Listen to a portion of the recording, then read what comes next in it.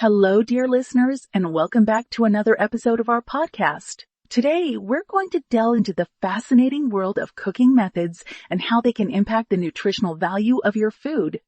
This is a topic that's often overlooked, but it's incredibly important to understand if you're trying to maintain a healthy diet. So let's get started. Firstly, let's talk about boiling. This is one of the most common cooking methods, and it's often used for vegetables, pasta, and grains. Boiling involves immersing food in a large amount of water that's been heated to a high temperature. While this method is quick and easy, it can lead to a significant loss of nutrients. This is because many vitamins and minerals are water-soluble, meaning they dissolve in water.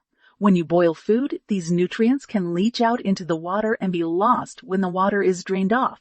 Next, let's discuss steaming. This method involves cooking food in the steam produced by boiling water. Unlike boiling, steaming doesn't immerse the food in water, so it's less likely to result in nutrient loss. In fact, steaming is often considered one of the best cooking methods for preserving nutrients, especially when it comes to vegetables. It's also a great way to cook without adding any fat or calories. Now let's move on to roasting and baking. These methods involve cooking food in an oven at a high temperature. Roasting and baking are great for bringing out the natural flavors in food, and they can be used for everything from vegetables to meat to grains. However, these methods can also lead to nutrient loss, especially if the food is cooked at a high temperature for a long period of time. Grilling is another popular cooking method, especially during the summer months. Grilling involves cooking food on a grill over direct heat. This method can add a delicious, smoky flavor to food, but it can also lead to nutrient loss. In addition, grilling at high temperatures can cause the formation of harmful compounds, such as polycyclic aromatic hydrocarbons and heterocyclic amines, which have been linked to cancer. Next up is frying. This method involves cooking food in hot oil. Frying can add a lot of flavor and texture to food, but it can also add a lot of fat and calories.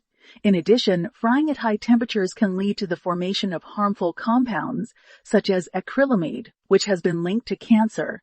Now let's talk about microwaving.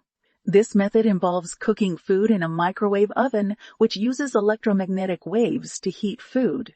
Microwaving is quick and convenient, and it can actually be one of the best methods for preserving nutrients.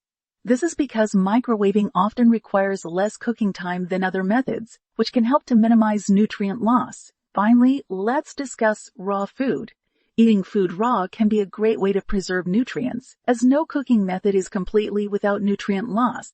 However, it's important to note that not all foods are safe to eat raw, and some foods can actually become more nutritious when cooked. In conclusion, the way you cook your food can have a big impact on its nutritional value. While no cooking method is perfect, some methods are generally better than others when it comes to preserving nutrients. So, the next time you're preparing a meal, consider how your cooking method might be affecting the nutritional value of your food. That's all for today's episode. I hope you found this discussion enlightening and that it helps you make more informed decisions about how you cook your food. As always, thank you for listening, and I look forward to bringing you more interesting topics in our next episode.